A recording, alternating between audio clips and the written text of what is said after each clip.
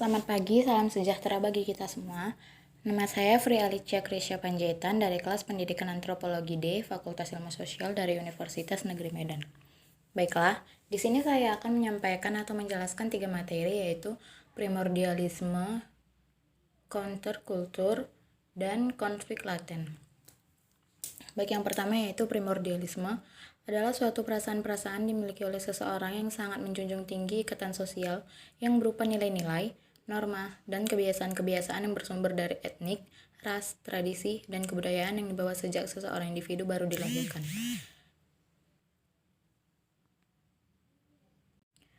Primordialisme dapat ditelusuri secara filosofi dengan ide-ide dari romantisme Jerman, terutama dalam karya-karya Johann Gottlieb Fichte dan Johann Gottfried Herder. Untuk Herder, bangsa itu identik dengan kelompok bahasa. Dalam pemikiran Herder itu, bahasa adalah identik dengan pemikiran, dan karena setiap bahasa yang telah dipelajari di masyarakat, maka setiap masyarakat harus berpikir secara berbeda. Hal ini juga menunjukkan bahwa masyarakat tetap menahan sifatnya dari waktu ke waktu.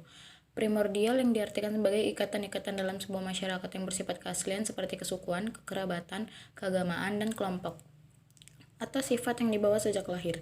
Yang sifat keaslian ini misalnya berdasarkan kesukuan, kekerabatan atau klan, dan kelompok-kelompok tertentu yang bersifat tradisional. Yang apabila sikap setiap warga waktu anggota ikatan tadi berorientasi kepada kepentingan kelompoknya, maka sikap demikian dinamakan primordialisme, yang kelompok bermacam-macam jenisnya misalnya dapat dibedakan berdasarkan proses pembentukannya.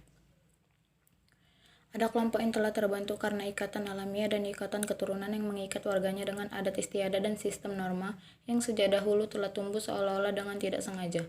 Ada pula kelompok yang dibentuk dengan sengaja sehingga aturan-aturan dan sistem norma yang mengikat anggotanya juga disusun dengan sengaja. Kelompok yang terbentuk seolah-olah tidak disengaja disebut dengan kelompok grup atau juga primary group. Berikut ini merupakan beberapa contoh perilaku primordialisme. Yang pertama, membentuk partai politik berdasarkan paham, ideologi, atau keterikatan pada faktor-faktor seperti suku, bangsa, agama, dan ras. Kedua, memberikan prioritas atau perilaku istimewa kepada orang-orang yang berasal dari daerah, suku bangsa, atau ras tertentu. Berikut ini merupakan jenis-jenis primordialisme. Yang pertama yaitu primordialisme suku, yang seseorang terikat dengan sukunya sendiri daripada suku yang lain. Contohnya kelompok suku Bugis yang keras, tidak mau mengalah, menganggap kepercayaannya paling sempurna dan mau menang sendiri terhadap suku Jawa. Yang kedua, primordialisme agama. Primordialisme agama adalah seseorang yang mempercayai atau memegang teguh pada agamanya sendiri dan cenderung fanatik. Contoh, sekelompok orang yang menganggap agamanya paling benar dan unggul dari agama lain dan menyebabkan konflik karena pemikirannya. Yang ketiga adalah primordialisme kedaerahan. Primordialisme kedaerahan ini adalah seseorang yang terikat dengan daerahnya sendiri ketimbang daerah lainnya. Contoh, pemikiran yang beranggapan kepentingan kelompok suatu daerah tertentu harus mengalahkan kepentingan daerah lain atau lebih mementingkan daerahnya sendiri. Primordialisme memiliki dampak positif dan negatif. Dampak negatif dari primordialisme antara lain mengganggu kelangsungan hidup suatu bangsa.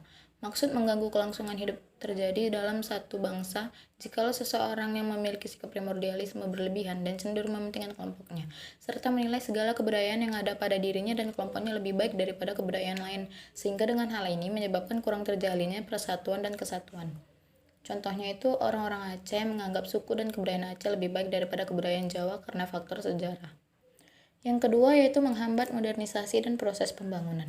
Menghambat modernisasi dari proses pembangunan terjadi jikalau seseorang atau sekelompok orang cenderung menolak kebudayaan yang baru karena ingin mempertahankan adat kebudayaannya yang lama, padahal kebudayaan yang baru tersebut berpengaruh besar terhadap proses pembangunan. Contohnya itu, masyarakat Aceh menolak pembangunan Hotel Bintang 5 di samping Masjid Raya Baitur Rahman karena merasa tidak boleh ada bangunan yang lebih tinggi berdiri dari Masjid Raya Baitur Rahman.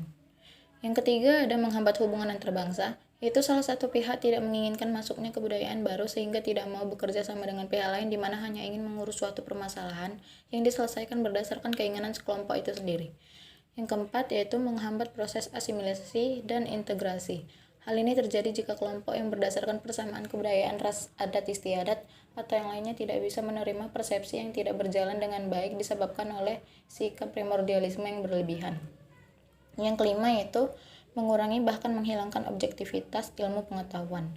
Sikap primordialisme yang berlebihan juga membuat seseorang tidak dapat melihat secara objektif Sebuah kebenaran, cenderung merasa apa yang dilakukan oleh kelompoknya selalu benar, padahal menurut ilmu pengetahuan hal tersebut dinilai salah. Keenam yaitu penyebab terjadinya diskriminasi, yaitu penilaian terhadap budaya yang saling berlawanan satu sama lain, sehingga menimbulkan sikap diskriminasi terhadap pihak yang memiliki budaya berbeda yang dipengaruhi oleh mayoritas dan minoritas suatu kelompok. Contohnya itu perlakuan diskriminatif terhadap penduduk transmigran oleh penduduk lokal. Selanjutnya yaitu merupakan kekuatan terpendam terjadinya konflik antara kebudayaan suku-suku bangsa, yaitu faktor pendorong yang menyebabkan konflik baik dendam terhadap sikap negatif yang terpendam sehingga menimbulkan dorongan untuk melakukan pembalasan. Contohnya konflik antar suku yang sering terjadi di Lampung. Dampak positif dari primordialisme yaitu satu, meneguhkan cinta tanah air. Primordialisme dapat mendorong seseorang untuk memiliki cinta terhadap budaya, daerah, atau tempat asalnya, sehingga hal ini menjadi kekuatan seseorang untuk mampu menolak semua kebudayaan yang tidak sesuai dengan pribadi dirinya sejak kecil. Contohnya menolak pola hidup serba bebas ala masyarakat barat di Indonesia. Yang kedua, mempertinggi kesetiaannya terhadap bangsa, yaitu munculnya kesetiaan terhadap bangsa. Hal ini terjadi karena primordialisme mampu menumbuhkan sikap seseorang cinta dan juga bangga terhadap kebudayaannya. Contoh perasaan bangga sebagai orang Indonesia yang berbudaya timur karena penuh tata krama. Yang ketiga, mempertinggi semangat patriotisme, yaitu menumbuhkan rasa nasionalisme yang tinggi terhadap bangsa di mana dia berasal. Kecenderungan ini kemudian mampu mendukung segala keperluan dan kepentingan bangsa.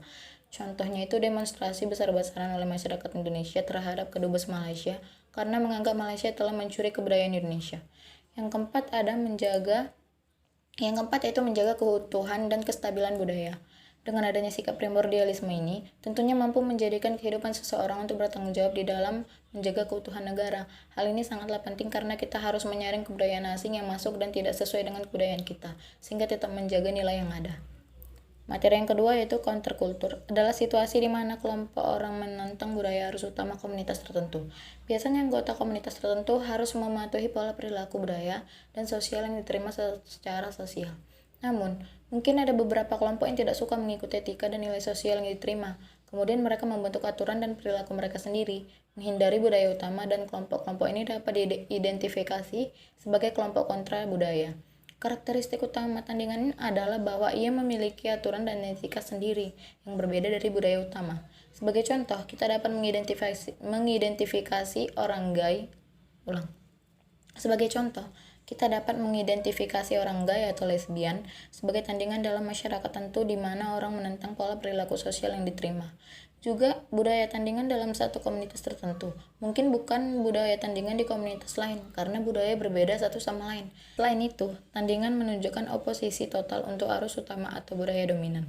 Materi yang ketiga atau materi yang terakhir yaitu tentang konflik laten.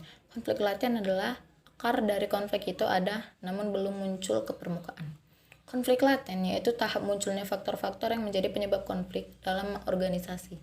Bentuk-bentuk dasar dari situasi ini adalah persaingan untuk memperebutkan sumber daya yang terbatas, konflik peran, persaingan perebutan posisi dalam organisasi, dan lain-lain. Laten pada Kamus Besar Bahasa Indonesia artinya tersembunyi, terpendam, tidak kelihatan, atau tetapi mempunyai potensi untuk muncul. Jadi konflik laten adalah masalah-masalah yang tersembunyi. Contohnya adalah konflik-konflik yang berhubungan dengan SARA atau suatu isu yang sedang berkembang dengan pesat. Demikianlah presentasi dari saya. Jika ada kekurangan kata, saya mohon maaf. Sekian, terima kasih. Selamat pagi.